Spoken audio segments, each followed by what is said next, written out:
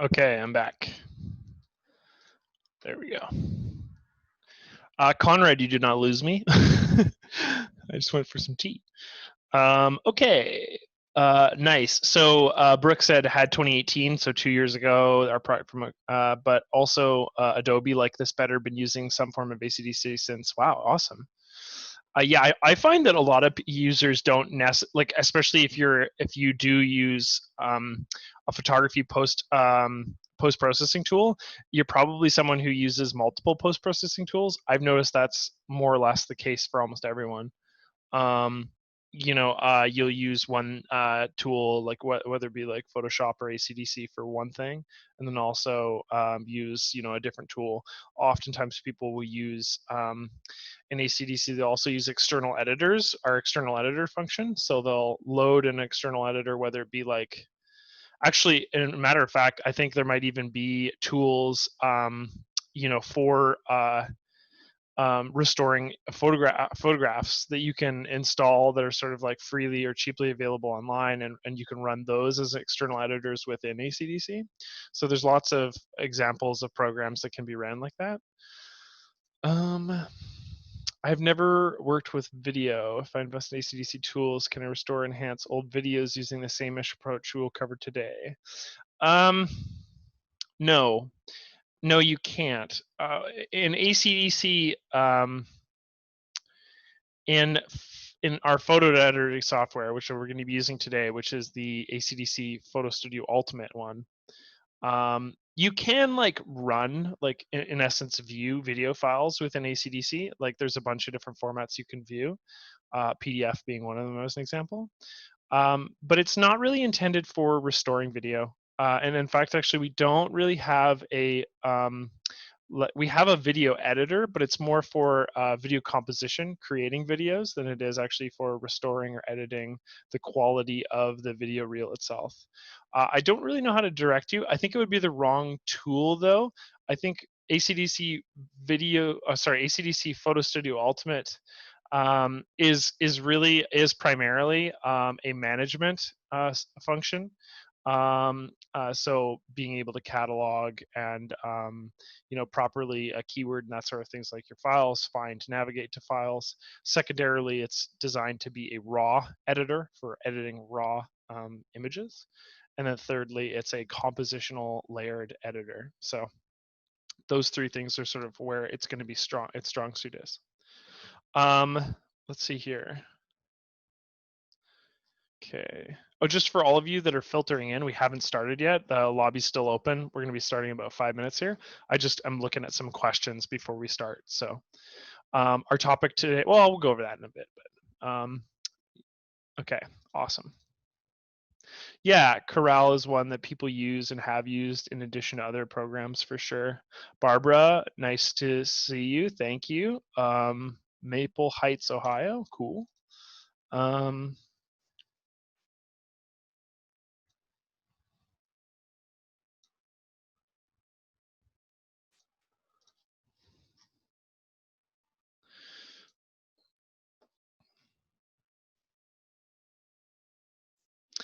Patricia asked, I probably missed a tutorial on file management. I don't understand the ACD system of cataloging. Okay, great. So while I have you, let's do this. YouTube. So I did a multi-series on, hey, Jeanette from Saskatchewan. Good to see you as well. It's funny, we have lots of people from the United States and a ton from Europe. And oftentimes a bunch from Oceania as well, but I rarely have anybody from Canada, so it's kind of nice to. Hello from Ecuador, speaking of which. Has anyone else having issues with audio? That might be a connection issue. Is everyone able to like hear me? There's no cutting out or anything like that. Audio is fine, says Wilbert. It's good to see you again, Wilbert. Audio is okay. Based on some feedback from other users, it might be a connection thing for anonymous attendee. Okay, awesome, cool. Thank you for the answers. That does help. Okay. Just for Buzz who popped in, this is just a one-way. It's just because we often have hundreds of people in these workshops. It's not. This is not a traditional like meeting, like a Zoom meeting. This is a webinar style. So it's just me presenting. That's why you can only see me. Awesome. Good. Okay. Cool. Okay, so earlier the question was, let me see here. Okay, file management cataloging. Okay, remember how I said you can go to our YouTube page and check out our playlist? So I'm going to pop into our playlist here and answer your question very quickly. So we have a workshop playlist, which is our second one here. And one of the ones that I did recently was an introduction to develop mode right here. And then a workshop on categories and keywords.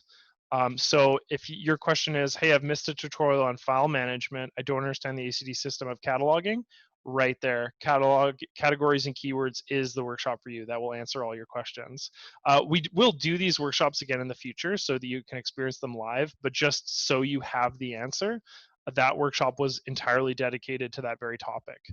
And then also we have a couple ones on developing, which I know that a bunch of users have been really liking. So I'm stoked on that as well. Hey, checking in from Winnipeg. There we go. In Ontario. Awesome.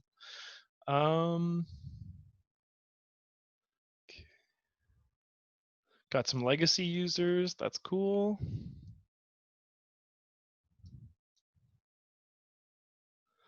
Okay, so Peter asked an excellent question. I'm not going to be talking about colorizing an image today. I'm going to be talking about restoring a grainy image. I would like to cover digitizing and colorizing images. We'll talk a little bit about it at the beginning, but I think because colorizing an image is entirely its own world, I think I would actually like to have a separate workshop for that subject.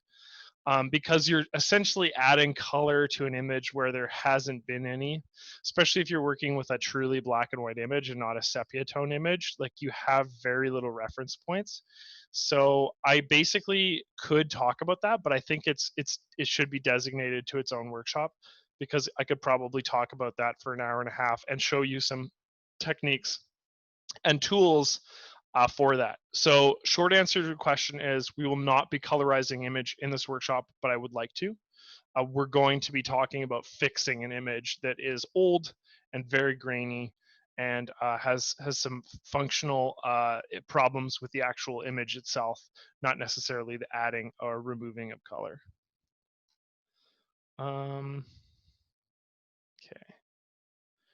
Okay, so we just talked about that. So yes, I would love to talk about that if that is of interest to you. I did put in a link to my my email, and just email me, and I'll take that into account when I go to consider the next topic for the workshop. So there's so many questions. Oh my goodness. Okay.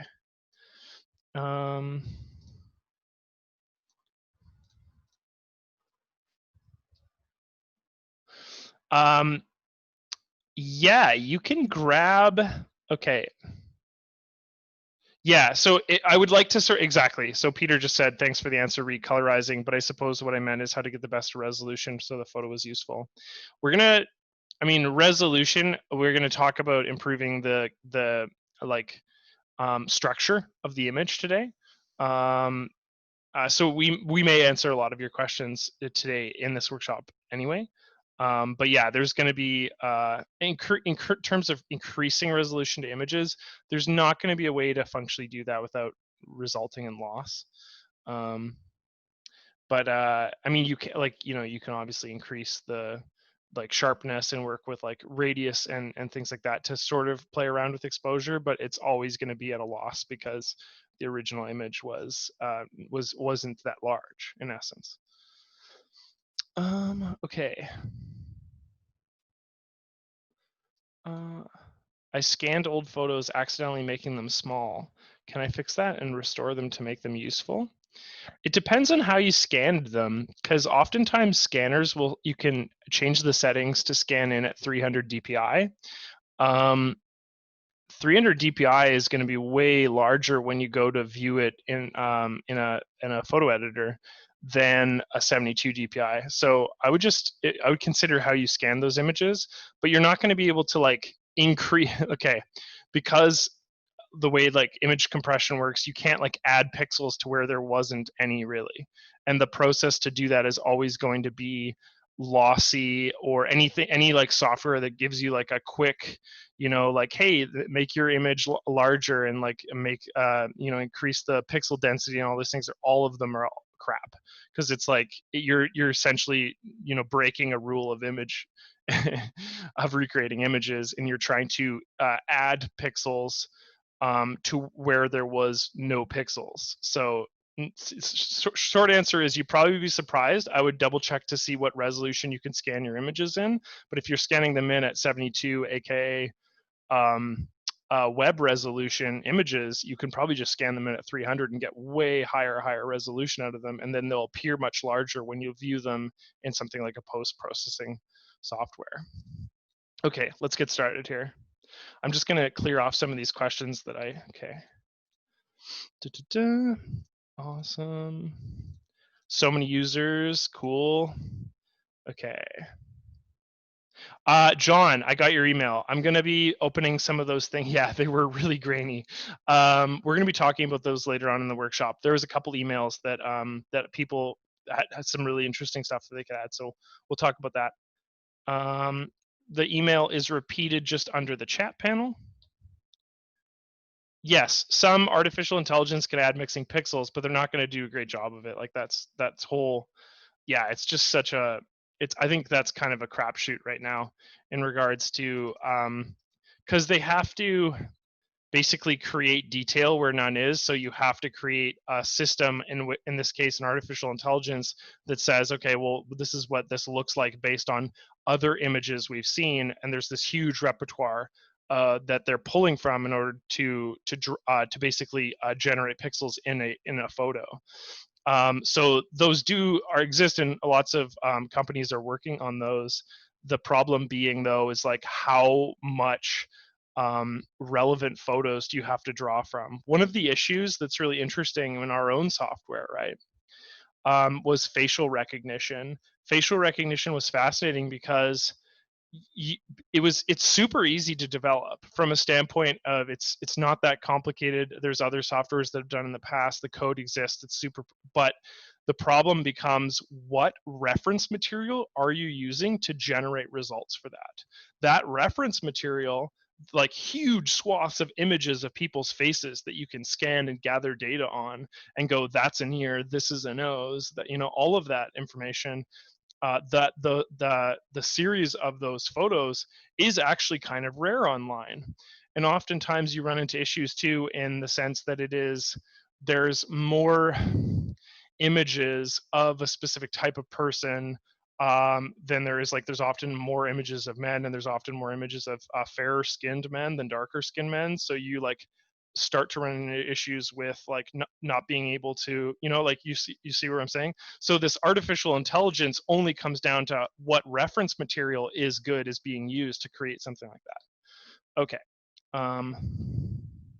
Yes, we're posting a video. It's on the YouTube page, which I linked. I'll once again just add that to the chat panel there. It's just the second one there. Hi,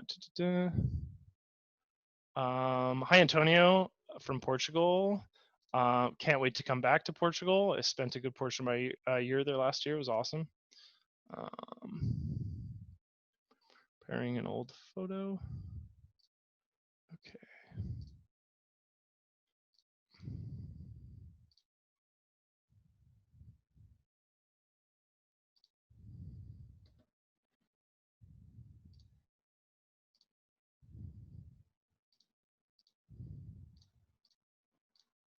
Okay.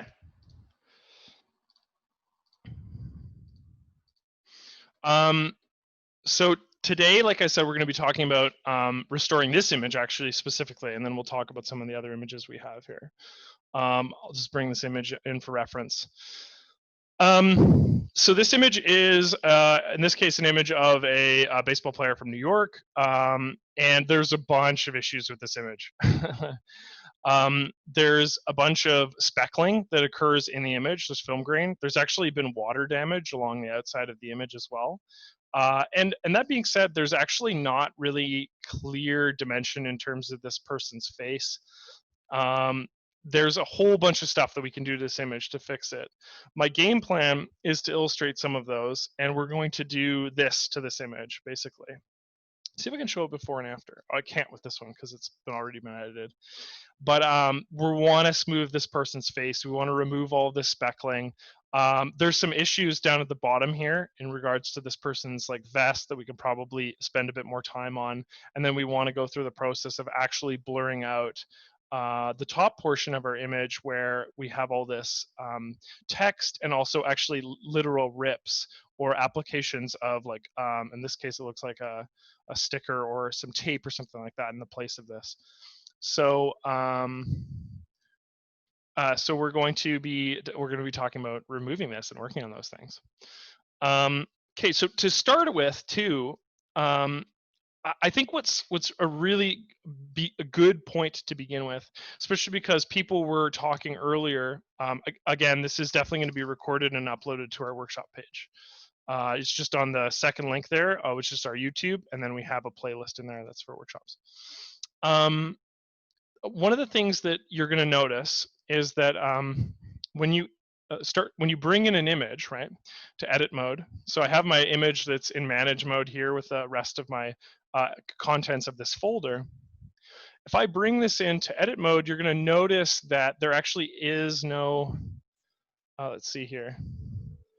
If I try to apply color to this image, you're going to see that it's always going to come out in a, it's going to come out like this. I'll just add a blank layer here, and I'll set this to say dark blue, okay? It's always going to be a grayscale because this image is a grayscale image. It hasn't been converted to a color image yet.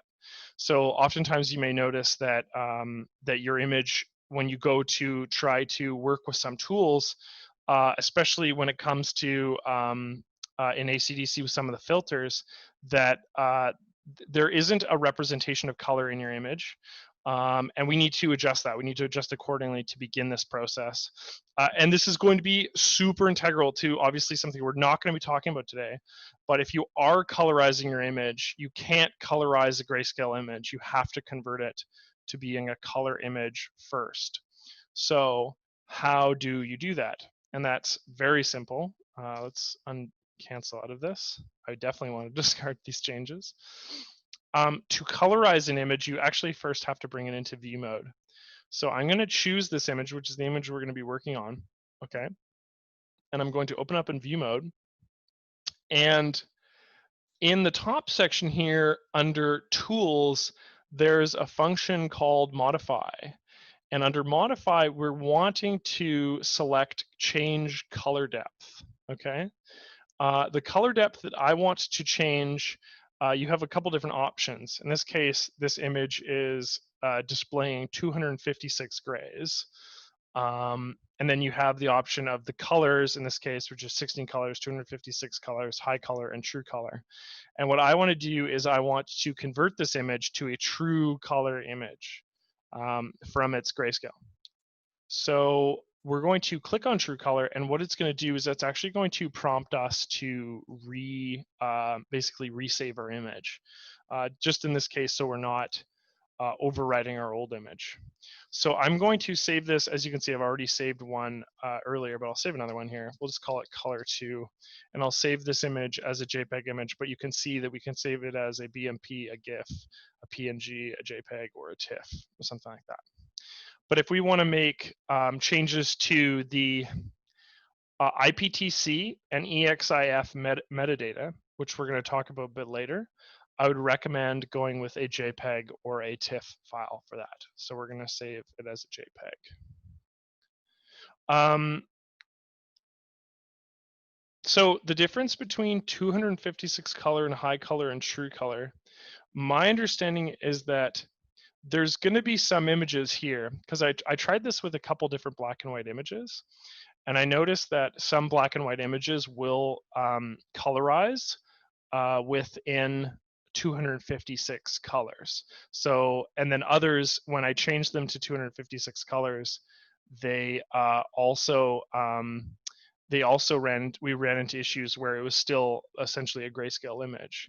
So my guess here is that depending on the original image, how the image was taken, it's going to change in this case which one actually changes it to a color setup is dependent on sort of the initial values of the image. But the actual technical differences between those three things, I think I'd have to look into.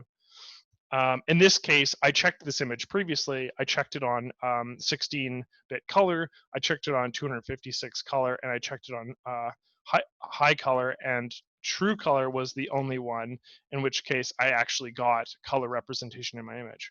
So what I would suggest is actually A, play around with those things, and two, in this case, this image I got off of what is it? I got it off of a museum's website. So there might be some processing, in which case that the museum does to create the image to begin with.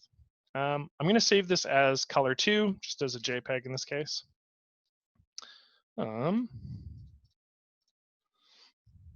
And then what I'm going to do is I'm going to navigate back to manage mode. AJ, to answer your question, we're restoring an old image today. So, like I said earlier, the reason why I want to go through the process of colorizing this image is that so we can get eventually we can go through the process of actually adding color to what was previously a black and white or grayscale image, and then secondarily so that we can utilize the tools that we're about to work with, in this case better. Okay, so the other thing too is you may notice that when you go into your image, if you're working with a film negative, it's very quick and easy to fix a film negative. There's a non-destructive method using adjustment layers to just, in this case, click on a negative right here, this button down in the bottom right corner, and you can take, in this case, a negative and make it into a positive with this one layer active above your base layer. You can see, because when I go to add a negative layer, because my image was a positive, it then makes it a negative. So it just inverts whatever current status the image is. If I started with a negative image and then I was to go to apply this, I would get a positive. We're not going to be talking about colorizing in this workshop, although we can in the future. Most of the things we're going to be doing today, Bonnie, are possible with an AC/DC Professional 2020. I'm going to be largely working in filters, so you're going to get a lot out of this.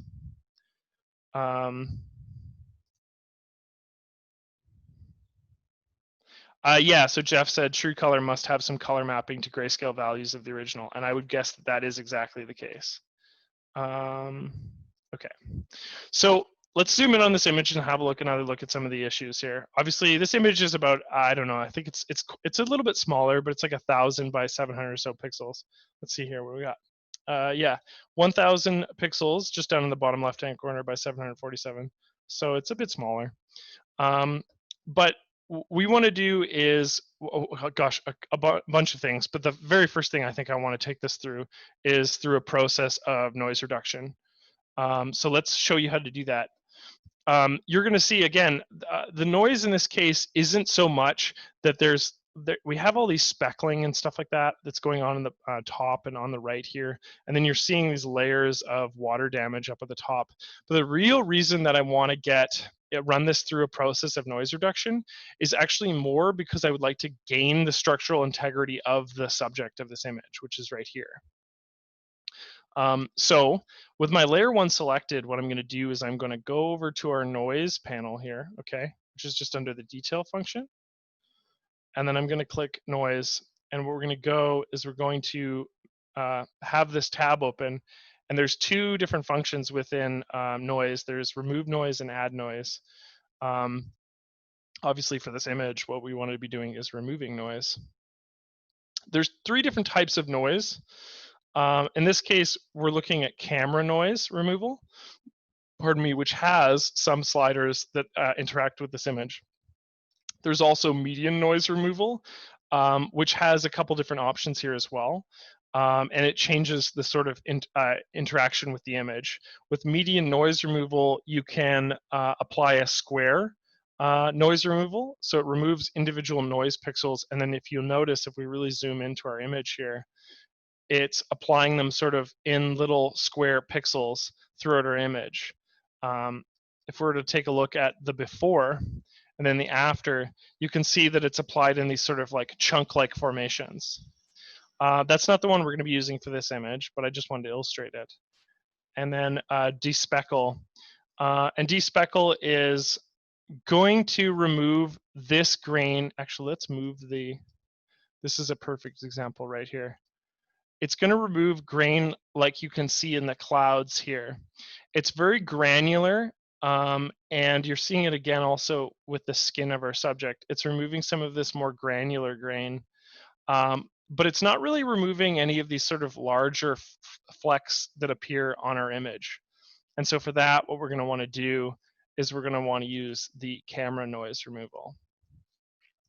Now, this can be very aggressive. So let's just let's like take luminance all the way down. So luminance at its very, very lowest value is essentially what this image was in its taken state. If I start to increase this luminance, what you're going to see is that it blurs the image, and it based on the radius of every pixel. So as I increase this value, what you're going to see is I'm actually losing obviously a bunch of detail, because what we're trying to do is remove noise, which is just singular pixel details in this case. But what we're also losing is, in some senses, we're actually losing distinctions of where our subject is. I think this is fairly clear, obviously with the head here and in relation to the hat. So what we want to do is we want to change these value sliders, but we want to be fairly subtle with this. I'm going to set my luminance just when I start to see that facial structure change a little bit. Yes, Charles, it will be available on our YouTube page. And what you're seeing here is now I'm starting to get a smoothness in the face, okay? But if I was to increase this even more, what we're going to start to lose is detail in this jacket, in the jacket what we have here. So what we want to do is increase the luminance until we're getting a desired result in the face, which is about right here.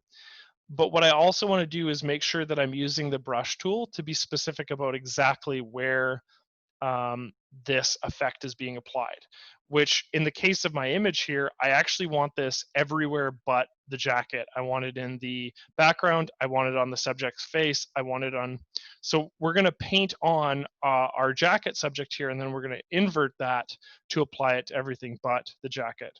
So I'll illustrate that. So what I'm going to do is I'm going to just click on our brush tool. So these 3 tools that are up at the top here correspond with the features of the tool itself. So in the case of the brush tool, or if I was to use something like the linear gradient tool or the radial gradient tool, these features, right, indicate what area of the image you want to have this application. So in this case, the luminance, strength, preserved detail, etc. So what we're going to do is we're going to click on the brush tool. I think what we're going to do is we're going to set our smart brushing to magic on this image, and we're going to show the brush strokes, which will show it in red here. And what I'm going to do is I'm just going to go along the edge of this gentleman's jacket, okay? And I want to make a selection of that jacket, because this is something we don't want to be affected by this luminance process of noise removal.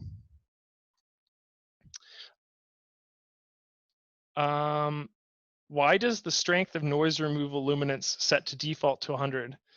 Actually don't know why they set it to 100. If by default you mean when you open the tool, it's set to a luminance of 100. That might just be to get an indication of severity when you open up the tool, because obviously those values can be changed at the input. So I'm just going to go through and I'm going to make that selection. And here is where I'm going to turn magic off so that I can just make a hard selection on the edge of our subject here. I'm just going to go through the base here and just capture as much as I can of our subject. Actually, let's grab those buttons as well. And then I'm going to navigate around, grabbing as much of this as I can.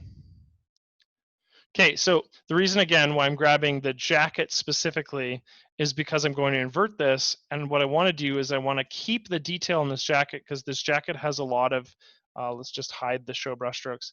It actually has a lot of granular detail in it that we want to preserve in this image. What we don't want to see that is in the face and the background, and obviously we want to get rid of all these specklings that exist in the image, and we're going to do so. So I'm just going to capture as much as I can. This doesn't need to be a super tight selection. It just, in this case, it can just be something like this, where it's rather rough. It's just so that we're not universally applying these changes to the jacket. Okay, so with that brush selection in place, okay, I'm pretty happy with that. What I'm going to do is I'm going to click the invert all brush strokes button, okay? So what that's going to do is it's going to select the inversion of what we just selected. And then I'm going to turn off the brush strokes or show brush strokes so that we can increase this luminance and play around with some of these sliders.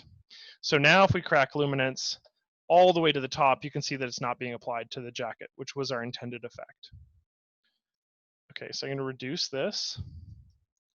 I think I like luminance right around 50. Strength. So strength increases the severity of the luminance slider as well. I don't think it needs to be that strong. Maybe we can leave it around 80. And then let's play around with preserve detail to see if we can maintain as much of the edges of this image as we can. Okay, so let's zoom in. So this will be easier to explain if we can see it tighter up, okay? So with this luminance applied, what it really feels like, we're doing is we're smoothing the tone of this person's skin, right? So that's sort of what it looks like. When we preserve detail, so we increase this slider, which was recently added, God, I think about 2 issues ago. If I increase this, I'm going to get more of the outlines around our image. It's going to do a very good job of like keeping the crispness of the contrast of our image. It's just finding an area where we're not losing too much of that luminance in the process. We're just maintaining the edges and the crispness of the subject here. Let's have a look at the previous. So looking at the previous, again, a lot of that grain is lost in the face. A lot of the grain is lost in the cloud portion here. It's smoothing out our subject, and it's maintaining the properties of the jacket, which is good. I think I'm going to slightly increase the luminance once more. Okay. One of the other things I'm going to do is, because all of these values, okay, the luminance, strength, color, the preserve detail, and the detail threshold, they can actually be reduced in severity also using the opacity tool, okay? So we use the preserve detail slider to gain some of that textural detail from our image, but we can also just reduce the severity by lowering or increasing the opacity. And I kind of like to be able to do both in this case, because I think at about 75% opacity is where I really start to see this image pop, and I can still see some of the streaks on this person's face. I can very clearly see the lines around the underneath of their eyes. That detail is maintained, where if we just cranked luminance, even with preserved detail, we would have lost some of these values. So I'm happy with that. It looks pretty different than the original image. The original image was so sharp that it actually was like, it looked like we were, it looks like a lossiness in this image. Let's now go through and actually erase some of these blemishes that exist on the paper of this of our image here. And then we're going to look to reducing some of the values around the water damage that exists on the top.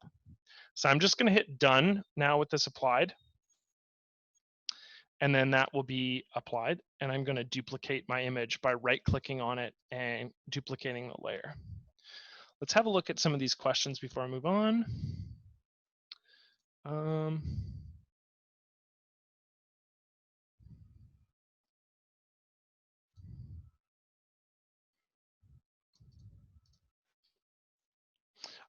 Daniel asked a good question. Should tools be applied in any particular order? When you're in the filter, those slider values are not going to matter. After the fact, what I'm going to try to do is use as many adjustments that are adjustment layers and therefore are non-destructive as possible, because then the matter of layering them is resolves the issue of the order. In this case, whenever we use this left-hand panel here, this filter panel, we're interacting with tools that are, in this case, destructive, right? Versus all of these adjustment layers that, in coordination with masks, are non-destructive, okay? So when I'm working with these, one thing that you're going to notice that I do is I duplicate my image fairly often. And the reason why I do that is because it prompts me to have a prior version of the image in that panel as I go through it. So I will always have the previous settings of that image, even though I'm going through and I'm making some degree of destructive changes to our image. So I guess in answer to your question, yeah, there's going to be a particular order, in which case that absolutely is going to matter in terms of these filters. But I'm going to try to use a combination of filters and adjustment layers to get the best results, and not worry too much about the layer order, or in this case, application of filters.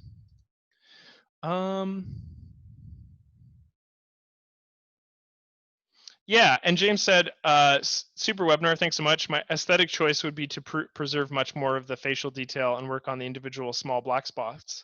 The smoothed image seems a bit overdone. This is purely an aesthetic choice. Really appreciate your excellent tutorial. Yeah, and I think in regards to this question, all of this is aesthetic. Because what we're doing with these older images is we're changing the way that they're represented. We're not this, like what we're doing here, much like every photo, we're oftentimes we are going to be making destructive changes to these images, but we're also representing for them for the first time in the way that that they were like these images haven't looked like in this case, the way that they were taken ever. We've never been able to see them in this respect. So all of these things that we're going to be doing are going to be aesthetic choices. Now, keeping in mind what James' point is, hey, I'd like to have maybe spent more time and focused on the person's face. Well, when we were in that filter mode of the noise panel, what you could have done is essentially sectioned off or made a selection of the person's face and tweaked with those tools accordingly. What I did was the opposite of that. I basically chose to keep the detail within this person's jacket and trying to smooth out some of the values. So I'm making an aesthetic choice to basically make this person look younger than to prioritize the person's face and values of this person's face as they originally existed, because he was kind of pockmarked. Like that's sort of the part of the original state of the image. I don't know. I think that's a cool observation, James. Okay. So Becky asked, what tool do you use to erase? Okay, great. So this is the next part. So I did a duplication of my layer one copy one. Okay. So, or rather I did a duplication of our layer one, and I'm going to be working on this copy now. Okay. And we're going to get rid of all this freckling-y gross stuff in here. Now, we can do this by going into the repair tool. Okay. There's lots of repair functionality that's really useful. But I'm actually going to be using something called Smart Erase, which is right up top here. Smart Erase is really useful because what it's going to do when we click on an object, like in this case, this black patch here, Smart Erase is going to make a little highlight, and it's going to look around those pixels and suggest to me, based on the amount that I've decided to exclude from the selection, what to include within that selection. So it looks around and it suggests contents for that location based on pixels that are nearby. I'm going to do this all over this image. One thing to keep in mind is, especially because we might be in the face here, and you might notice that there's like this strong black spot that exists right here. Sometimes a bigger selection might be better than a smaller one. If we really dime in on this like that, yeah, it might do a poor job of replicating it, because all of this is essentially randomized based on artificial intelligence. So maybe if we use a little bit of a bigger example, then it'll do a better job. The other thing too is we may need to actually go through and blur some of these objects out as well. Let's just take a moment and sort of hit as many of these as we can and sort of try to remove the speckling. Again, the tool I'm using is the Smart Erase brush, which is just up top on the tool menu panel here. I'm just going to go through and I'm going to remove as many of these as I can.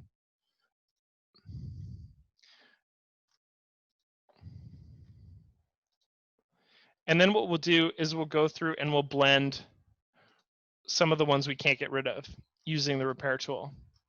Again, this function is this is a destructive function, so that's why I copied my image beforehand. I'm going to go through and I'm going to get rid of all of these. I don't even know what this is. It looks like it's a mark from gravel or something like that. That's the cool thing about these older images too, is you've all this sort of damage to an image, where it's either made with heat or it was made with a physical object. In this case, it looked like it might have been a rock or something like that, that just grain detail that brushed over that image, or that part of the image rather. So I'm going to go through and I'm going to touch up all these sections. Again, we're using pixel values based on the nearby elements. Let's see how much I can get rid of here.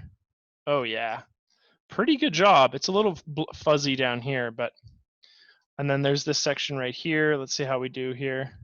Yeah, that's going to be tough because there's so much detail in this section. Let's see if we can do better. Just no. In this case, what I'm going to do here, okay, is I'm going to make a clone, and we'll clone that area out. We'll do that next.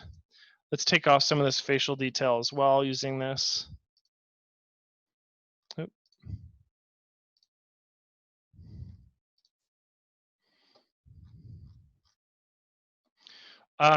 Peter asked, how do you choose the size of Smart Erase brush? Actually, that's a great question. So using the mouse wheel, you can increase or decrease the size of your brush. And also, whenever you're using any of the tools that are up top on this tool panel here, you'll notice that they, right above your picture frame, your picture preview, will be also a secondary tool section. And that corresponds to the Smart Erase brush. It's kind of invisible because most tools have multiple tool functions. The Smart Erase brush only has one, so it kind of looks hidden. I can understand why you'd have that. Okay, so that's probably not going to be something I can remove very well easily using the Smart Erase brush. So I'm going to use the clone tool to get rid of it. Let's have a look. I'm doing a pretty good job here. Oh yeah, we got to get rid of this text too. Got to get rid of the text. So let's do that. Smart Erase doesn't have to be used. It doesn't have to be used in a like just dotting your image. You can also click and drag to see if you can get rid of sections of your image. And again, there's going to be like, this may come with error because the pixels around it don't really give very good suggestions for the area. So we're going to do the best we can to sort of fix some of these areas, and then we'll fix the rest using the clone tool. Nice. Let's get rid of this. Okay.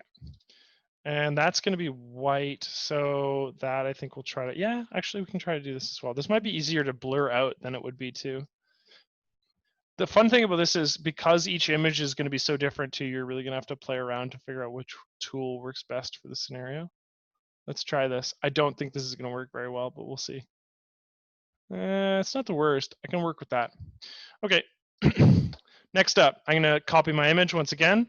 Okay, working on the new copy, the next section that we're going to do. Actually, let's name this too, just so you guys have an idea of what's going on. So the first layer was noise removal.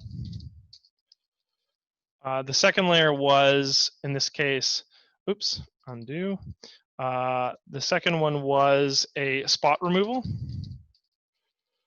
Okay.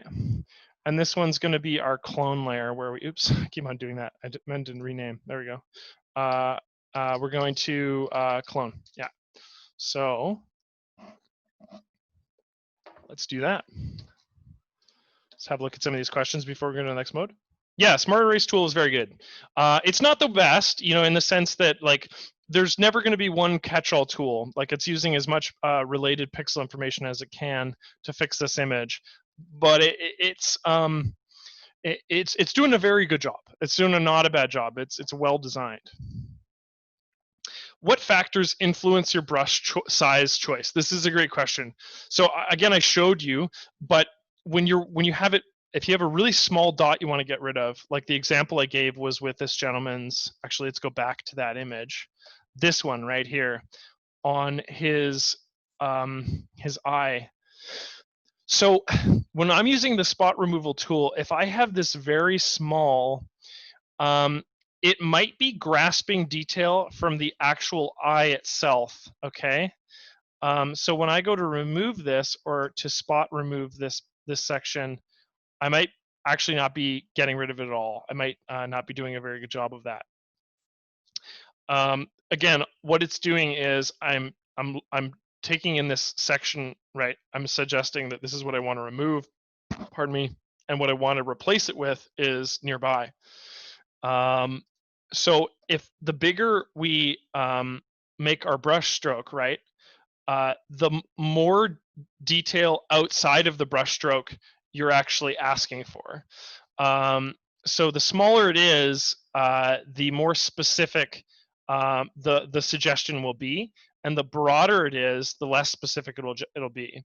So in the case of, as I start to see that brush increase, I guess in this case, right, I'm starting to be way less specific and saying, oh, okay, well, I'll just insert some grays from over here or something like that, and I'll merge them, I'll blend them together.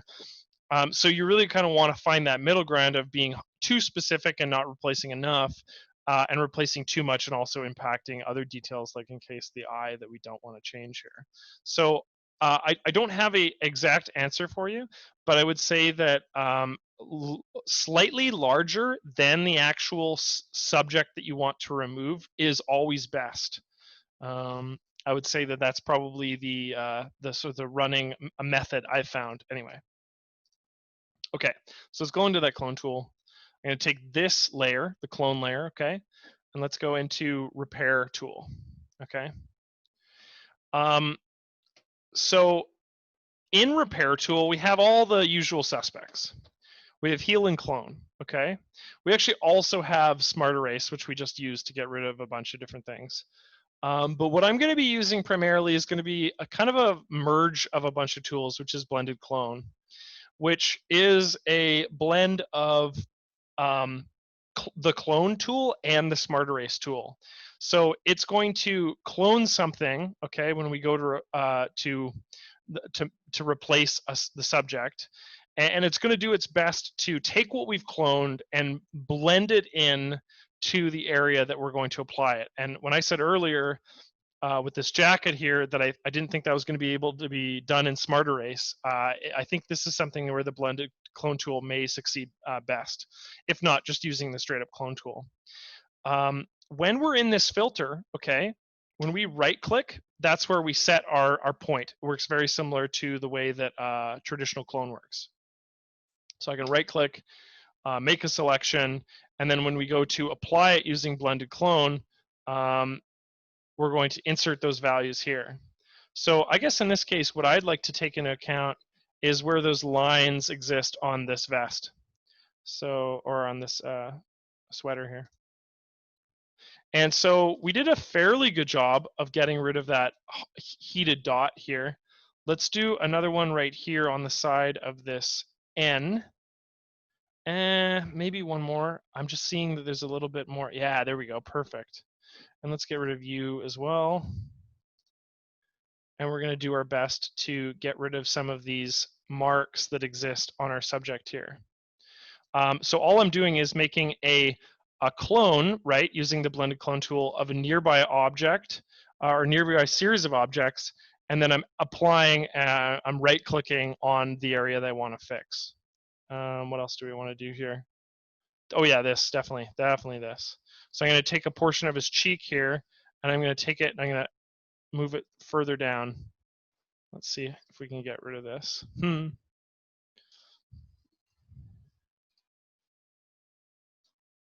Yeah, there we go. That gets rid of that sort of film grain that exists right there. Oh yes, we also had the subject of his eyebrow too, right? We need to get rid of this. Let's do right there.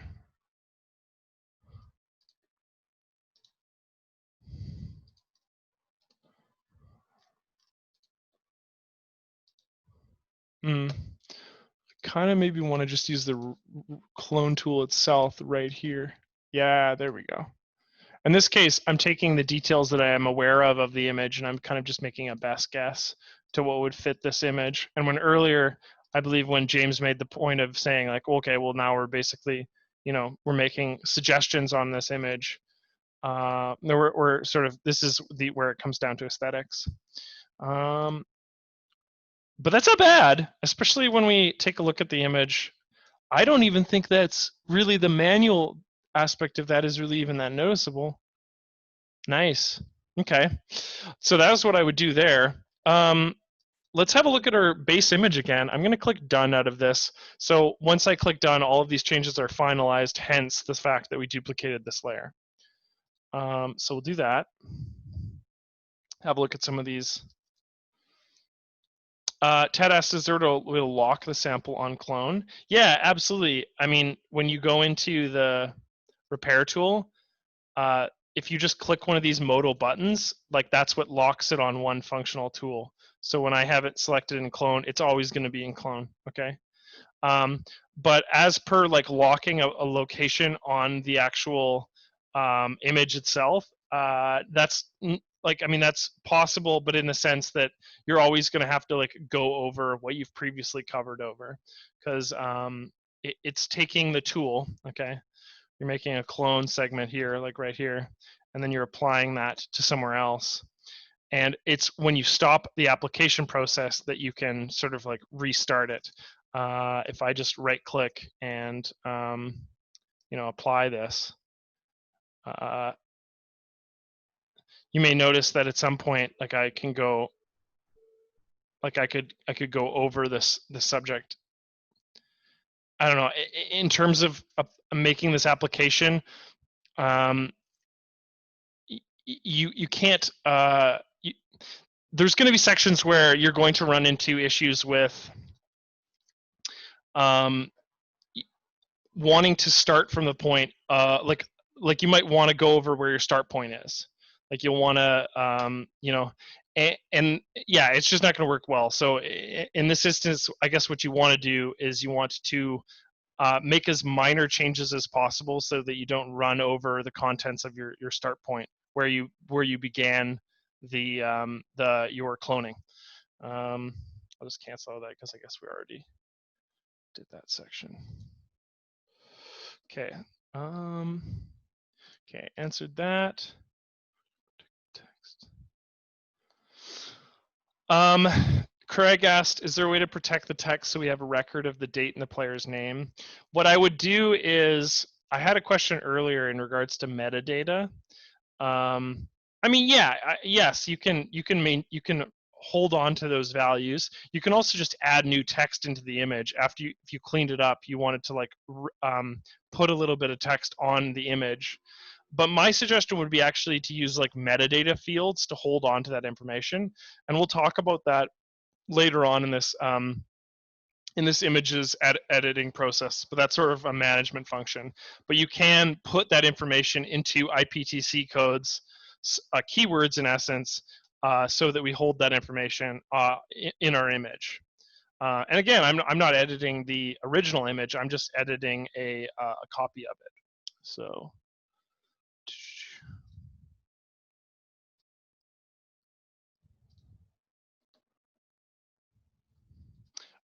Sorry, Bill asked, what is the difference between Smart Erase as you're using it and the Smart Erase inside the repair tool? There is no difference between those two tools. They're the same.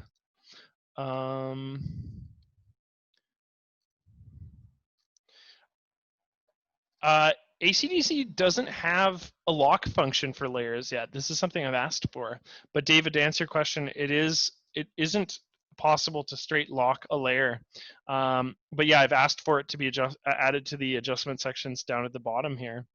What you could do is, let me think here. Is there a way to lock a layer like that? Yeah, no, I can't think of a method that you would do that. Yeah, I mean, I would go through the process of having a good naming convention with your layers, so you know which layer you're not interacting with, and if possible, utilizing masks as much as you can, so that the changes that you make to your images aren't destructive. But no lock function, unfortunately.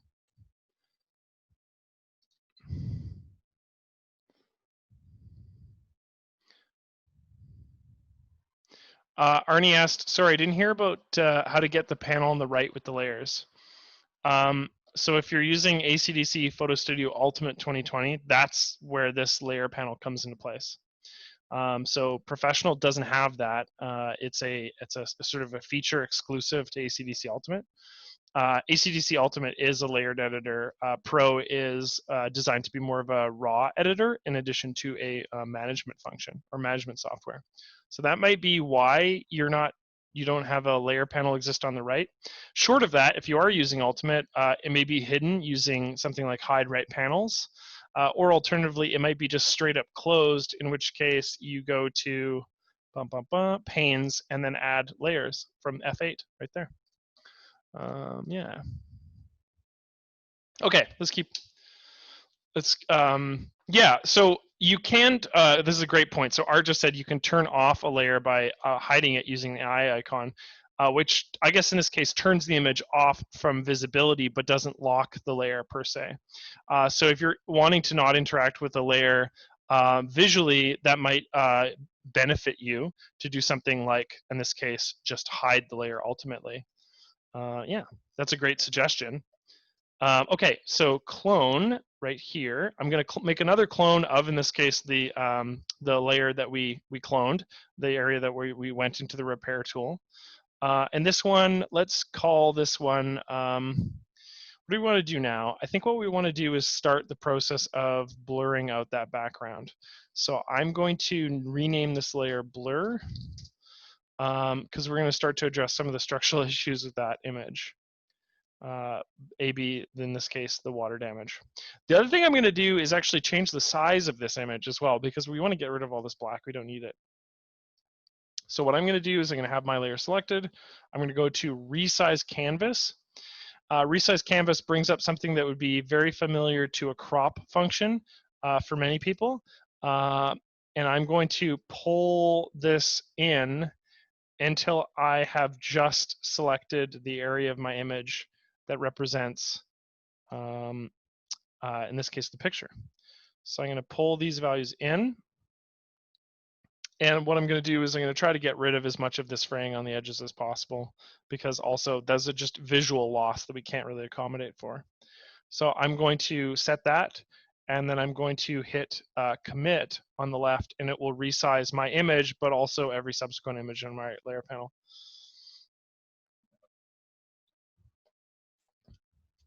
Okay, the next thing I'm going to do is I'm going to start the blurring of this top portion. Before I do so, what I'm actually going to also do is input some values. Like I'm going to fill this section right here. And I think I'm going to do that because this white is very jarring in comparison to some of the other grays that appear around me. So this is going to seem a little bit silly and counterproductive, but what I'm going to do is I'm going to copy a section right here, and I'm going to paste it right here. Okay, so I'm going to take the rectangle selection tool, okay, and I'm going to select a portion, let's say this portion right here, and then all I'm going to do very simply is I'm going to hit Control C to copy that section, and then I'm going to hit Control V to copy that section. Now that does this, it creates another layer that is in essence just the portion of your layer that is the copied segment.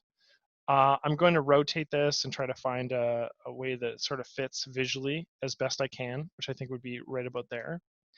And then what I'm going to do is I'm going to merge this layer with the layer that exists beneath it, thus making it one layer instead of, in this case, two layers. So these two layers, I'm just going to hit layer one here, and I'm going to merge it down with the blur layer. Okay, and you're thinking like, well, great, Adam, but the problem here is that you obviously have this like a checkered panel here that exists on the outside. That's fine, we're going to blur this out. We'll get rid of that. Although, actually, that being said, before we merge those layers, if we were to click on this, what could we have done here? Well, we could have done this maybe. No, there's no mask active. Yeah.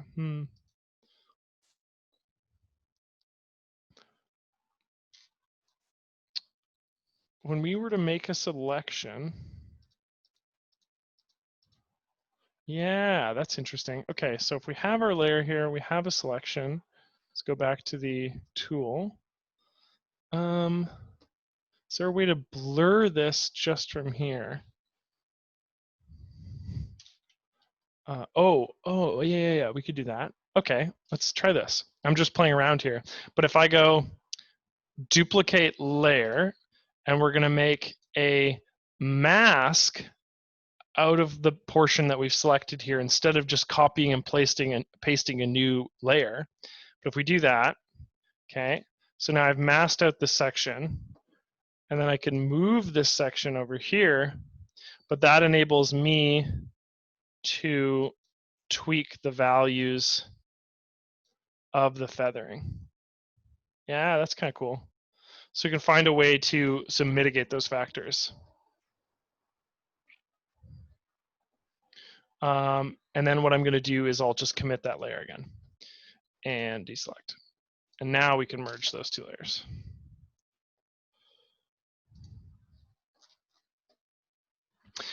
What is the difference between resize and crop? Cropping, resize canvas was designed so that you can enlarge your canvas size, because and so it gives you control over like what you put in the background. Let's just illustrate that really quickly. So with resize canvas, I can make my canvas way bigger. I can I can put in a background color if I so wanted, and I have some control over the size of my canvas, and then the aspect ratio that I want to hold or not hold as I increase the size of the canvas.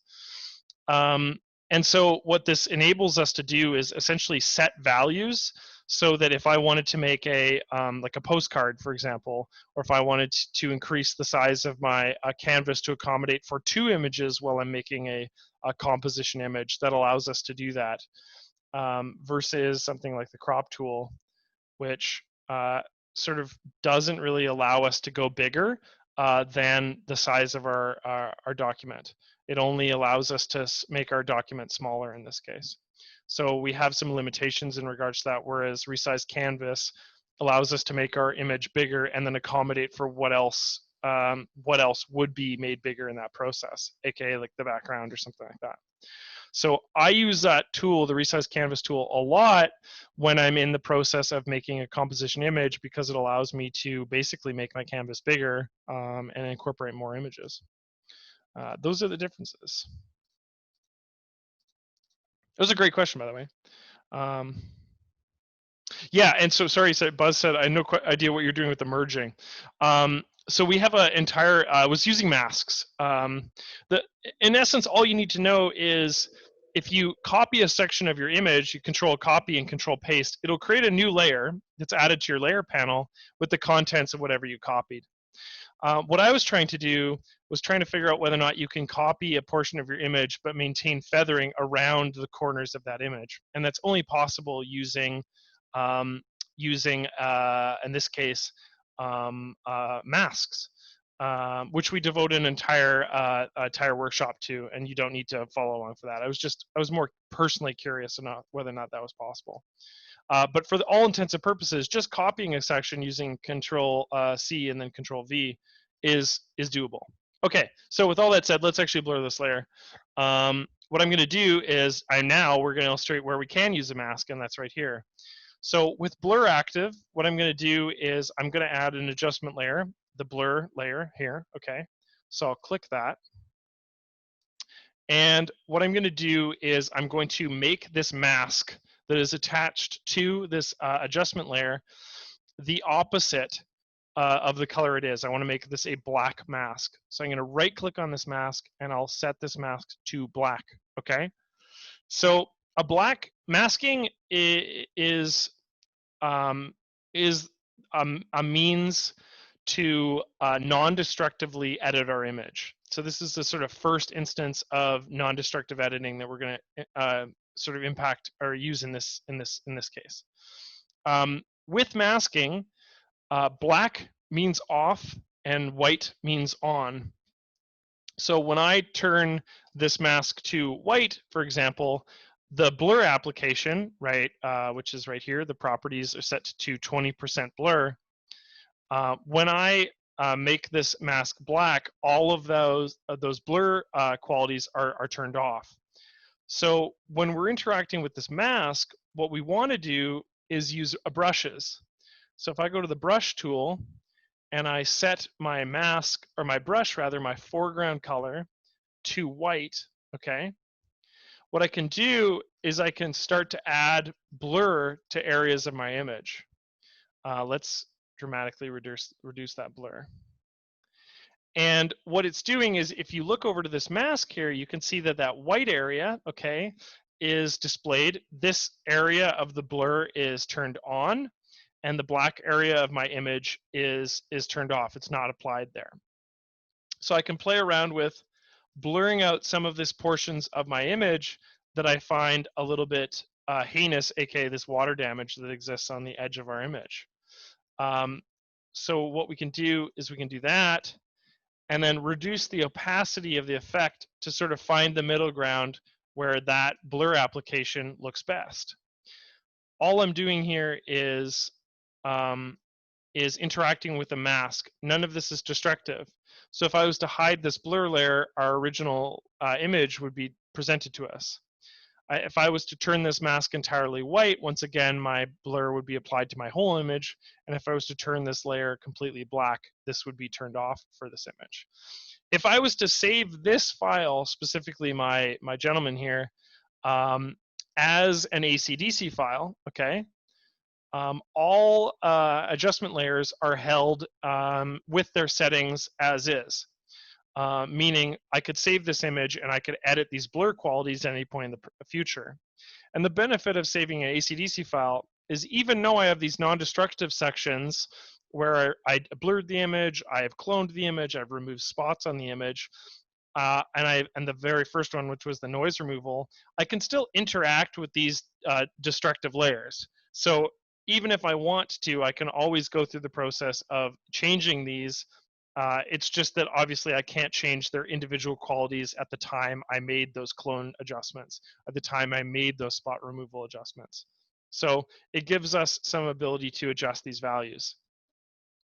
So I'm going to play around for a bit. I think what we want to do is increase the feathering on our brush here and actually brush on as much as we can here and sort of try to do our best to blend out these elements, but respect as well the quality of it. Is, in this case, I don't want it to be too egregious, but I just want to find an area where I feel it it blends in as best as possible. And also, I guess the problem being just above this gentleman's hat is one of the areas that I want to be careful with. When I go to add a vignette, that's also going to accommodate for a lot of this blurring as well. So let's find the middle ground here and then go about adding a vignette to this image. And that's going to take off a lot of the stress of some of the blur we just added by visually accommodating for some of that, the space. I always want to be using vignettes as a tools, especially if I'm making destructive changes like we are to this this older image. And the reason why I want to do that is because, like, ultimately we're destroying this image. Like we're not, you know, our original image is very grainy. It has all these issues with it, the issues that we're trying to resolve. So what I want to do is I want to recreate this image as best I can, and vignetting allows us to draw this the center of our attention towards our subject, which in this case is the man here. And I think I'm going to change the levels in this image as well. So I'm just going to find a middle ground here. There we go. And I'll slightly reduce the opacity on this layer as well. Mike, thank you very much. Great presentation. I've learned a lot. Good deal. I hope to participate again in the future. I'm glad you that's the case, Mike. Awesome. Yeah, this will be posted on our YouTube page. Obviously, I'm not done quite yet, but I'm sure some people have to take off because this is it's a long process for sure. Cool. Yeah, exactly. And Jeff said I would always retain the original image and add a copy. That's in this case what we're doing. Okay.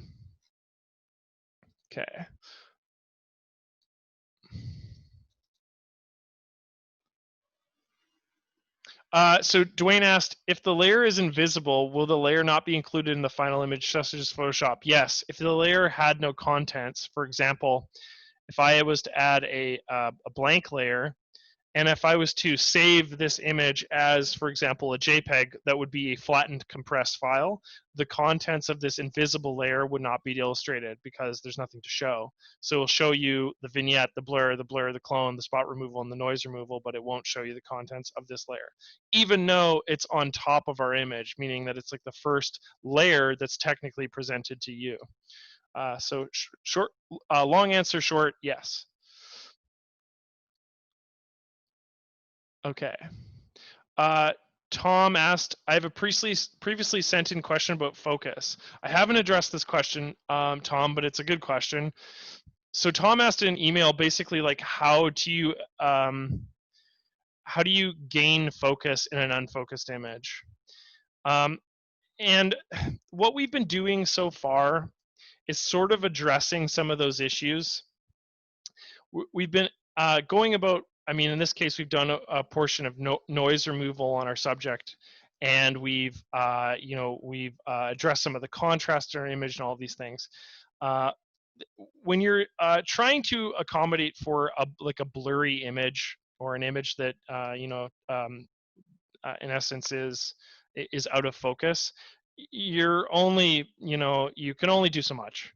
Obviously what any post processing, no matter what you can do in post processing, the best thing you can always do is take an image again.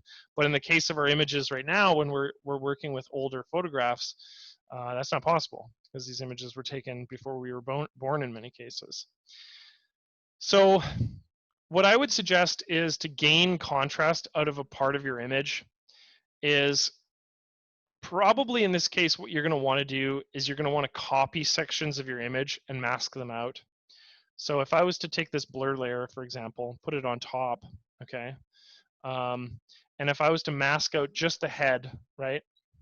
So I'm just to take, just the head, and let's say do this. Let's go add a mask to our image, and let's zoom in, and let's just mask in the eyes, the nose, and the mouth. So if we were to set this mask to black, and then I'm just going to mask in this eye, for example, and this eye, and the nose, and the mouth, and maybe like a part of the ear, something like that. You can't see that right now, but if we were to show you what it looks like this. It's this part of our image. What we could do is we could add a adjustment or sharpen this part of our image. So we could sharpen, for example, just this. So I added a sharpening layer. And then I clipped that layer just to the areas that we blurred out. So in this case, the eyes, the nose, and the mouth. And so what you can do is you can sharpen parts of your layers, adjusting the radius and the detail. And that allows you to sort of accommodate for out of focus parts of your image. You can sort of blend these parts of your image in by duplicating them and masking them. The parts that you want to see in greater detail. So if we're to zoom out and show you the original image versus the part where I added basically a second copy of this person's eyes, nose, and mouth, this can enable you to bring your parts of your image into focus. So, but where this doesn't really account for is if your whole image is out of focus, which I'm sorry, you're kind of out of luck. But if you want to pull in specific details, what I would recommend is duplicating and masking individual parts of your subject, like in this case, the eyes, the nose, the mouth, whatever, and then adding a sharpening layer that is applied using the clipping function to just the layer beneath it. That will enable you to basically pull more detail, hence bringing it into focus, sharpening that part to your image. So that's a roundabout question, but it is possible. It just requires a couple more steps. Thanks for the question. I am using Ultimate. Okay, so so we've blurred out the last portion of our image here. This is looking crazy different from the original image. Again, the original image A was framed, had a bunch of granular speckled details in it, had a bunch of film grain that we removed using noise. And then there's a large portion of our image as well that has this watermark or this sort of water damage that we've done our best to remove using the blur function. And then also, given John's really interesting question about we've added a second layer that can apply, in this case, over top of our face that allows us to pull more detail out of our subject's eyes, nose, mouth, that sort of thing. The last thing I'd really want to do is just adjust the overall levels in this image, because I think overall, I think I'd like to see more midtones in this, or rather, I'd like to darken the midtones. So to add a levels adjustment, I would simply go to levels down at the bottom here. And all I'm going to do is I'm going to pull my midtones slightly to the right. And what that does is it fills in our image with more blacks, or it makes our midtones darker because we're taking up more of the space that would be reserved for like whites and highlights. Robert asked, so on the right panel are the non-destructive tools? Yeah, exactly. So any tool that comes alongside with a one of these masks, or these masks are non-destructive, versus the tools that are on the filter menu on the left, which are filters and therefore are destructive. I like to use, like I've said throughout this workshop, filters in combination with the duplicate tool. You can use curves as well. I prefer levels. They're basically similar. They just have different UIs. Who is this after all? I have no idea. I think this, I really should have looked it up. I get a bunch of my older images from Flickr, actually. On Flickr, they, under the comments, every single, well, not every single, but many of the world's museums upload beautiful older images. And they have a sort of like an ongoing relationship with Flickr, the website. So I got this image of Flickr by literally looking up baseball, and this came up, and obviously this was a Yankee. I think the image was taken in 1912. So yeah. So masking is super simple. So you can add a mask to an image by clicking on an image layer and then adding a mask using the layer mask tool right here. All adjustment layers, so all of these tools, okay, these guys right here, they come with their own mask that sits right next to the tool. If you want to bring up the mask options, you click on the mask, hence the mask properties here.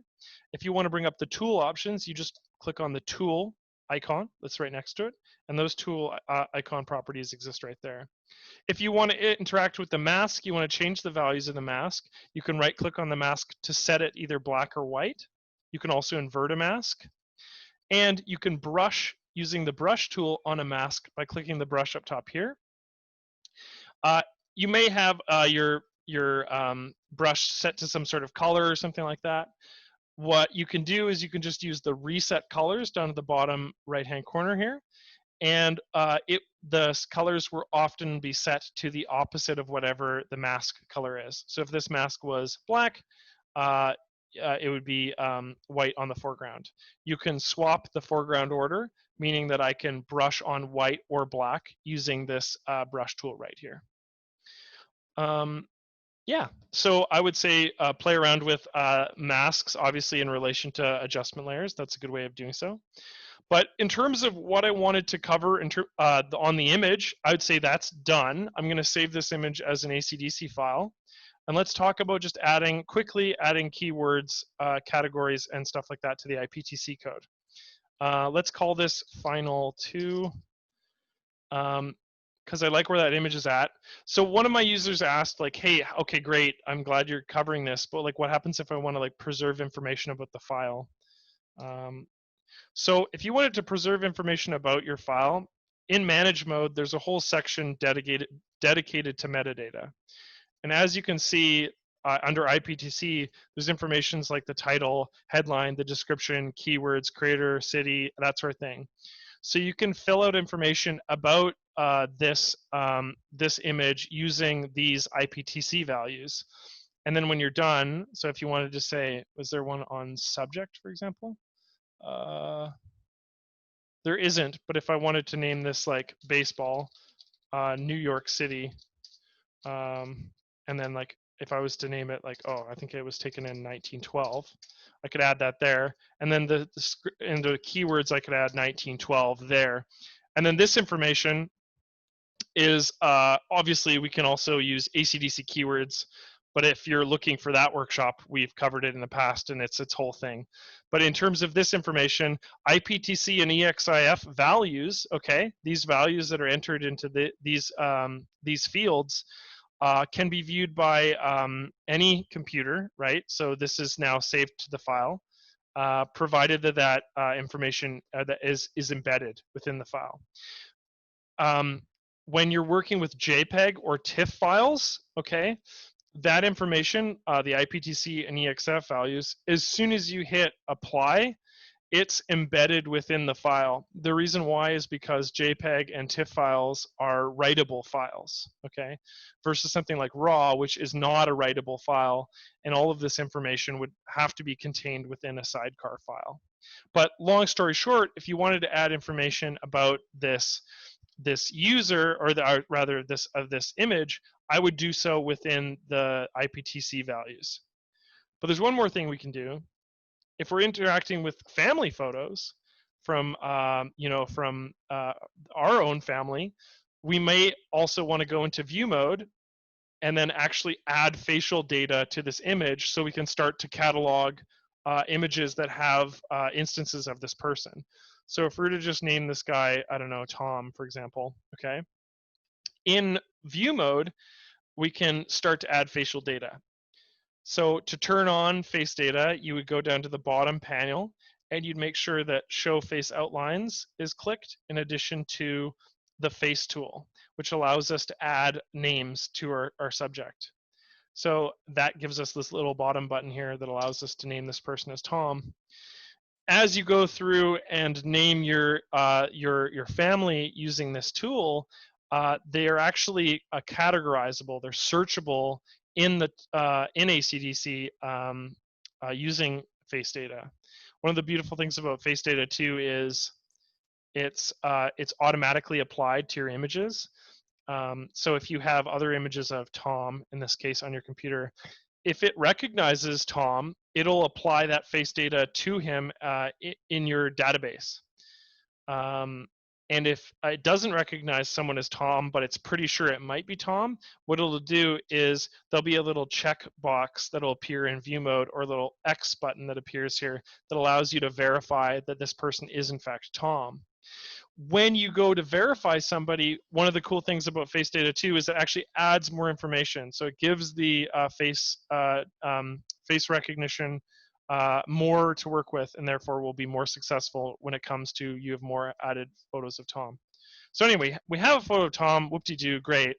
But the beautiful thing about this is allows us to go back to manage mode, to the catalog panel, and you'll notice that there's a people function here, and Tom has been added to our people. And really interestingly, even though I only categorized this final 2 image, like I went into view and I added Tom to that, it's also like within that time also recognized all of the same photos of Tom, even the ones that I haven't edited. And then those results are being presented to us. If we were to go into my original image, for example, and bring it in view mode, it will be listed as Tom. So that's kind of cool. And given the context that these images are pretty, I mean, they're very similar, but this one obviously has a lot of the grain removed. That's kind of cool. So yeah, so you can go through and start adding people. You can also go to tools and face detection, or rather manage people. And if you want to remove Tom or add, or rename him or add different values, you can do so within this manager as well.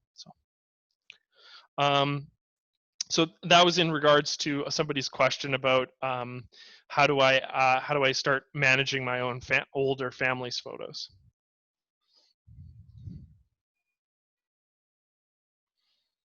Oh, so sure. So Ted asked, and this is a good question, can you please add text to the photo, then save, then reopen and edit the text in a demo?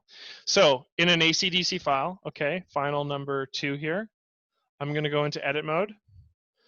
Okay, this is important that's an ACDC file because the ACDC file is an editable file. I'm going to add text, okay, using the text tool at the top. I'm going to say this person is Tom, okay. I'm going to, I don't know, relocate this to somewhere that doesn't look so heinous. And I'll make it way smaller. Actually, well, let's make it way smaller in a second. But let's go, yeah, that's great. That's Tom, okay. So I'm gonna then save this ACDC file. So I'm just gonna save it so that that information is added, okay. And I'll go back to manage mode. And now that's represented in the thumbnail, okay.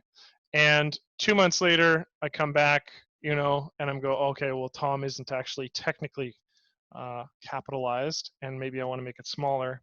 I could go back into this ACDC editable file. In this case, click on the text tool, okay? Click on my text box here and capitalize Tom's name and make it way smaller. And then once again, go about saving our image with that change applied. So now that adds the name, and it adds something that we can change at any point in the future. Okay, I'm going to have a look at the actual questions. So there's a bunch that I obviously wasn't able to get to yet. But in terms of the actual workshop itself, that was what I had to cover today, guys. That's sort of how you go about removing noise, despeckling an image, dealing with sort of water damage using the blur tool. That was a lot more than I considered that I was going to cover about masking, but there was a bit about masking there as well. Covering removing and isolating details using the brush tool, using specified parts of the tool, and then also working a little bit in addition to duplicate our image and hide and select specific parts of that image that we intend to sharpen, and then using a mask to illustrate that part of our image to sort of bring out or to apply a faux setting of an in focus image. But that is it. Yeah, let's have a look at some of these questions. So we covered that. No, we covered that. Oh, and just as a secondary thing, there's some longer questions that are also in the Q&A panel that I won't have time to obviously get to, but if you have any questions that I didn't get to in this workshop that you really want an answer to, what I might suggest again is to just email me. Please email me. I'll answer as many questions as I can in email, because we only have so much time in a workshop, and I really want to keep the workshop going, keep the flow up, and obviously we had 400 people in this workshop today, so I can only keep up with so many questions. So before I have a look at some of these other questions that are in my Q&A panel, what I would suggest is please email me if I didn't get to your question. I want to get to it.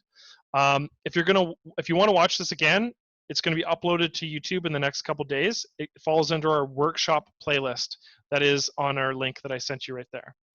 And then also, because you're a workshop attendee, watching this workshop, you can, if you're interested in Alec Watson's DSLR tutorial, follow the link that I supplied in the chat, and use that promo code. It gives you $500. No, it gives you $5 off at checkout if that's something that you are interested in. Alec, obviously, being the primo, professional photographer. Okay. Okay, Andrew, thank you so much. Robert, thank you. Sharon, thank you so much. It's good to see you again. Thank you, Paul. Thank you, Robert. Darn, missed how you did that nice background arc. Background arc. Oh, with the vignette. I'll show you in a moment. Okay. Thank you, Gary. The email is in the chat, but my email is just aprice@acdsystems.com. Thank you for Loretta. Thank you, Alan. Thank you, Paul. Thank you, Judy. Thank you, Cheryl. Thank you, Barbara. Thank you, Dan. Thank you, Scott. Thank you, Ian. Thank you, Peter. It's good to see you again as well. Thank you, Barry. Thank you, Joan. Thank you, Quig. Can you demo using the noise adjustment slider while holding down the Win Alt key? Noise adjust Windows Alt key. Sure, I wonder what that does. Noise adjustment using Windows Alt key. Maybe you know more than I do. Okay, so noise adjustment holding down Alt. Oh yes, it shows the, oh, interesting. Yeah, okay, shows the luminance. Neat. Good to know. I didn't know that. I normally use, what is that? Pixel separation for that, just similar. Thank you, Margarita. It's good to see you. Thank you, Kevin. Thank you, Nathan. Thanks, Norman. Thank you, Ralph. Thank you, Francisco. Awesome. Oh, Wayne, I'm glad that you're working on that this week. Hopefully some of this information will be helpful to you. Thank you, Robert. Thank you, William. Thank you, Clayton. Awesome. Okay, thank you, Paul. Thank you, John. Is there a way to select the area to use as the suggested area? Is there a way to select using which tool, Cynthia? Thank you, Ken. Yeah, so Clayton asked, will you do a similar workshop in the future, but for restoration of a color image? Yeah, let's try it. Honestly, I said that at the very beginning that was not a portion that I was going to be able to cover today, given the complexity of just restoring an image to begin with. But yeah, why not? I'll set one up. Let's talk about adding color to an image. I also don't know how to do it, so I have to first of all figure out how to do it, and then, you can add like a blank layer and add a color to an image, but that doesn't necessarily make it a good colorized image. So I'll have to figure it out, and then I'll set one up. But yes, the short answer is yes. Can I add keywords to all pics in a folder? E.g., yes, you sure can. You can click on all of those images and add a keyword, say using the ACDC keywords. You can also do it within the IPTC panel, provided that all images can be edited in that field. But yeah, it's super simple. Thank you, SF. Clayton, I don't know how you were adjusting magnification using controlling the slider, but I sure wish that one could change the magnification with the mouse wheel. I do too. I really do. I want our magnification tools to be adjusted slightly. I feel like once you're in there, it's good because you can use the sort of thumbnail preview to slide around. but it's not super intuitive. I agree with you though, the scroll wheel, or the scroll wheel in combination with like, well, I guess you can use control and the scroll wheel to slide in, which is good. But yeah, I think in many cases we use the scroll wheel in combination with the tool. So what you have to do, if you're just scrolling, right, on a tool, but if you slide over to the image, right, I can't scroll inwards unless I use that control button. And then that's when you can use the mouse wheel in combination with control to zoom in and out of your image. Thank you, Gord. There is not a simple tool for restoring faded color. Although, I mean, that's literally what saturation and vibrance do. So what you could do, let's discard, doesn't matter. So if you're in your image, these images are not color, so they're not going to be a very good example of that. But if I go into my image in edit mode, right, this one's very saturated. But if it wasn't saturated, like it started like this, right, what I could simply do is add a saturation layer, okay, or add a vibrance layer using the vibrance adjustment layer. And then I could increase either the saturation if there's no skin tones in my image, or I can increase the vibrance in my image. And so obviously it's not going to, you'd have to, your image does have to have some inherent color in it in order for you to increase the vibrance. You can't be working with a sepia tone image or a black and white image. But if you simply want just a one-stop slider to add vibrancy, add more severe hues to your image, I would just increase vibrance and saturation. Now, this only applies if your image is already colorized, right? If your image is very faded, then that's not going to work. Thank you, Rick. Thank you, Praveen. Thank you, friends. Awesome. Thank you, Tony. Another invaluable workshop. Quick question, non-workshop question. How much memory do you have on your system? Great question. I believe it's 12. I started with 12 gigs, literally played for a few moves in solitaire while watching for ACDC. Oh, okay. Well, okay, so in edit mode, I mean, the question would be, do you have a graphics card installed in your computer? Because there's only so much that the system can do without a graphics card on. So I have other questions about that, but this is way beyond my my understanding. So what I would do is I'd send me an email with your question, your system information, and I can pass it on to somebody who can actually help you. Yeah, awesome. Thank you, Ken. Ian, as mentioned several times during this workshop, we are going to be doing a workshop at some point on colorizing a black and white image, but that was not the subject of today's workshop. Any suggestion when have 2 or more people working on the same image? 2 or more people working on it. Probably, you're definitely going to want to be working with adjustment layers as much as possible, because that way you can edit it. I would say save as a editable file for the future. Make tons of copies of your image so you don't ever lose them. That's a really interesting and unusual question, but I would try to make it as non-destructive as possible. Yeah, change management. Okay, awesome. Okay, great. I do work on a dual screen setup. That's how I'm answering all these questions. I think the days of single screens, especially if you're a photo editor, are long over. I think we're up to the 3rd screen generation. You're not using 3 screens. No, get a second monitor for sure.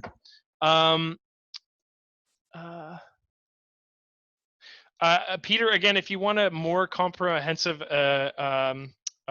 discussion about IPTC and metadata, please check out the categories and keywords workshop that I mentioned earlier in this workshop. That's a good one. Thank you, Adrian. Goodbye. Thank you, Saul. John asked, I think I also mentioned this several times in the workshop, can you enlarge and maintain detail? Short answer, no. Long answer, yes, but it's not going to be good. It's not going to be good. yeah, I mean, I can't really go into that too much. There's programs that are dedicated to basically using artificial intelligence to to add pixel information to your image, but no, you can't. As a general rule of thumb, you can't enlarge an image and maintain detail. When you enlarge an image, what you're doing is you're asking each pixel to basically represent more visual space. So what happens is those pixels become blurry, and the term for it is actually just pixelated. Um, unless your image is a vector, but that's a completely different conversation. With photo editing, we're only working with bitmap images.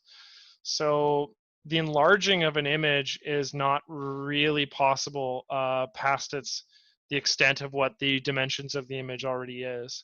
Yeah, it's just that's kind of the way it goes. That's why they always say to take good photos at the very beginning, you know. The link is right here.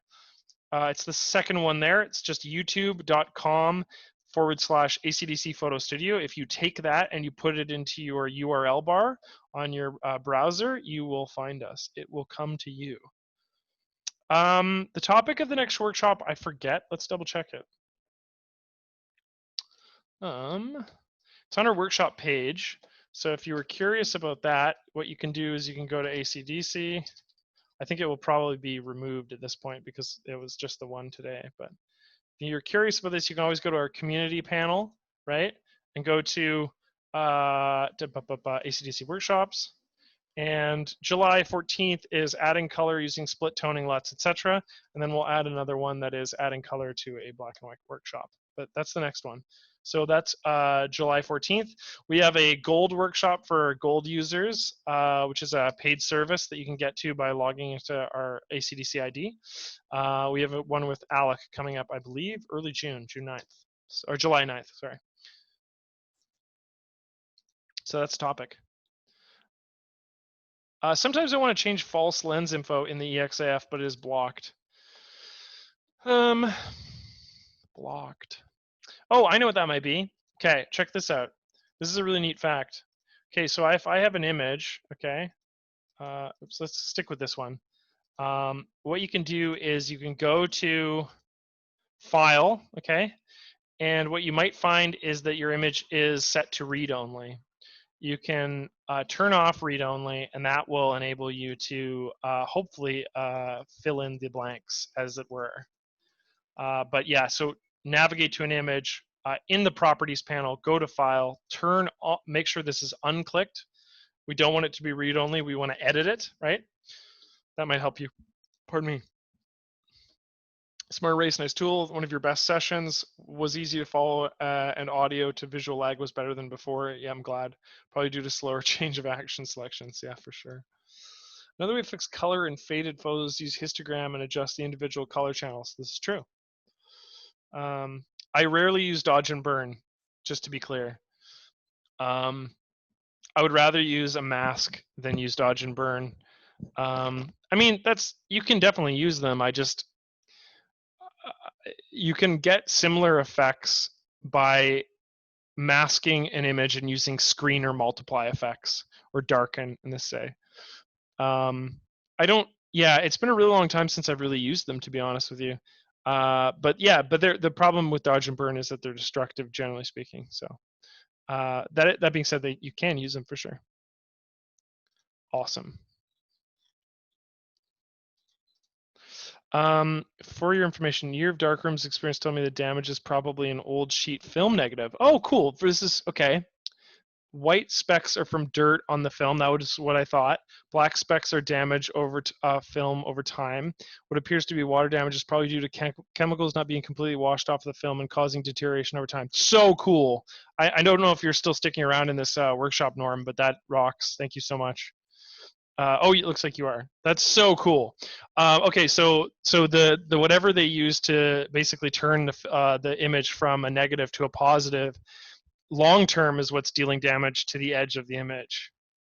I wonder what maybe if it was in a condition where it was like slightly humid, I wonder if that's what would cause that chemical reaction to reoccur. Curiosities about that, but that's really cool. Peter asked, any way to copy keywords that are already in ACDC metadata? Copy keywords that are in ACDC metadata. I mean, you can copy and paste them and add them to it.